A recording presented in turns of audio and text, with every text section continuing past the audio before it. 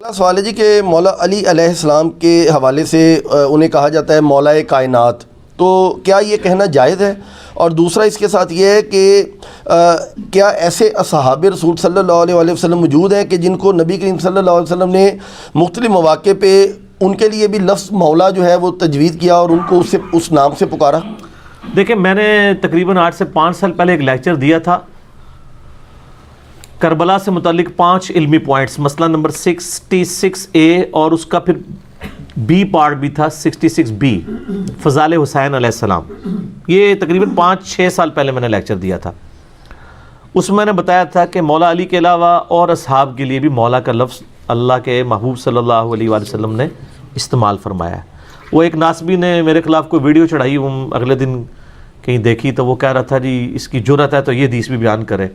اس ناسبی کو پتہ ہی نہیں ہے کہ بھئی تیری پیدائش یعنی علمی پیدائش یوٹیوب پہ ہونے سے بھی 5 سال پہلے میں نے وہ حدیثیں بیان کی ہوئی ہیں، ہم انکاری نہیں ہیں، لیکن یہ جو حدیث ہے نا من کنت مولا ہو فہذا علی مولا ہو، یہ اس کائنات میں ایک ہی شخص کے بارے میں، وہ مولا علی کے بارے میں علیہ السلام۔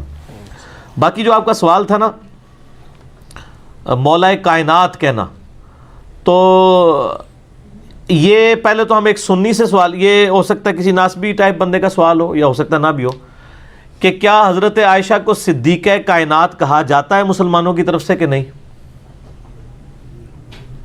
کہا جاتا ہے۔ کیوں کہا جاتا ہے؟ نبی علیہ السلام کی نسبت کی وجہ سے صدیق اکبر کہا جاتا ہے۔ حالانکہ سیدہ عائشہ کا جو صدیقہ ہے وہ تو ان کے باپ کی نسبت سے ہے، وہ خود صدیقہ نہیں ہے، وہ صدیق کی بیٹی ہیں، ٹھیک ہو گیا؟ پھر بھی صدیقہ کائنات کہہ دیتے ہیں انڈائریکٹلی۔ تو جس شخص کو نبی علیہ السلام جو امام کائنات ہیں وہ کہہ دیں کہ جس کا مولا میں، اس کا مولا علی، تو پوری کائنات کا مولا نبی علیہ السلام ہے؟ بے شک۔ تو پھر مولا علی بھی مولا کائنات ہے، اس میں کون سا مسئلہ ہے؟ ٹھیک ہے، یہ متواتر حدیث ہے، میرا یوٹیوب کے اوپر ایک کلپ ہے، اس حوالے سے دیکھ لیں۔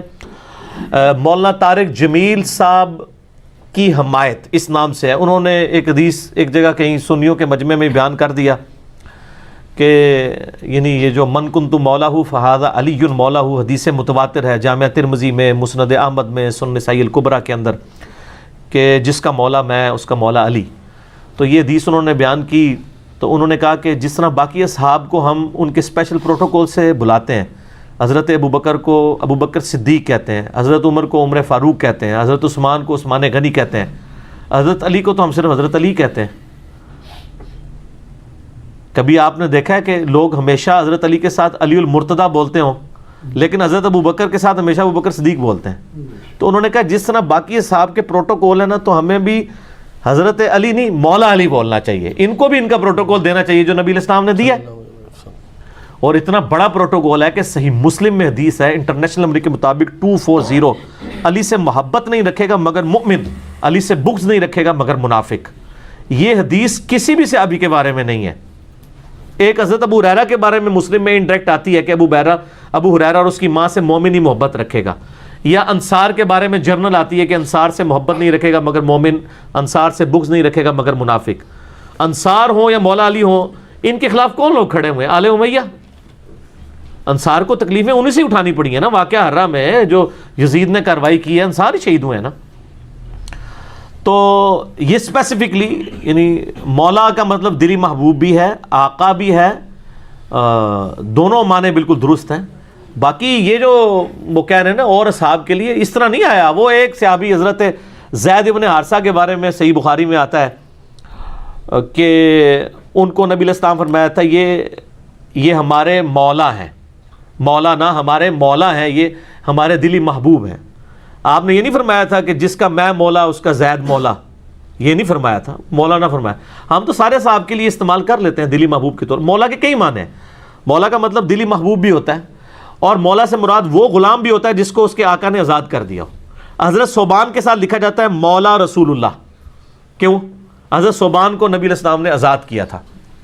زید ابن حارثہ کے ساتھ بھی بخاری مسلم میں باقی کتابوں میں آپ دیکھیں لکھا ہوتا ہے مولا رسول اللہ، نبی علیہ السلام نے ان کو آزاد کیا، یعنی حضور کے مشکل کشا نہیں تھے وہ، بلکہ نبی علیہ السلام کے محبوب تھے کہ ان کو انہوں نے آزاد کیا۔ وہ پوری زندگی مولا ہی رہتا تھا، وہ اپنے آقا کا اس اعتبار سے یعنی مشکور ہی رہتا تھا کہ اس نے مجھے آزاد کیا ہے۔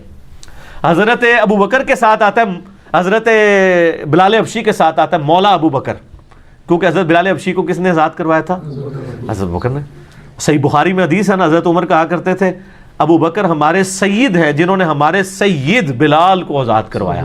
سیدنا بلال، ایک عرب کا قبیلے کا سردار ایک حبشی کو کہہ رہا ہے وہ سید ہے ہمارا. دین نے یعنی اس لیول تک پہنچا دیا. تو یہ نبی علیہ السلام چونکہ محبوب کائنات ہیں، آقائے کائنات ہیں، امام کائنات ہیں، تو اس نسبت سے مولا علی کو بھی کوئی مولا کائنات کہتا ہے. اس سے مراد مشکل کشا نہ رہے، اس سے مراد حاجت روا نہ لے، اور وہ والا معنی لے جو معنی یعنی احادیث کے اندر آیا. آپ غدیر خم کی حدیث یوٹیوب پہ میرا کلپ دیکھ لیں، غدیر خم، تو وہ پورا میرا کلپ کھل جائے گا جس میں نے یہ من کنت مولا ہوں فہذا علی مولا ہوں، اس حدیث کے سارے طرق ڈیٹیل کے ساتھ بیان کیے. تو آج ورنہ 40-50 منٹ اس پہ لگ جائیں گے. باقی میرا ریسرچ پیپر 5B آپ پڑھ لیں، واقعہ کربلا کا حقیقی پس منظر 72 صحیح الاسناد حدیث کی روشنی میں. اس میں نے آلموسٹ 8-10 طرق اس کے جمع کیے ہیں.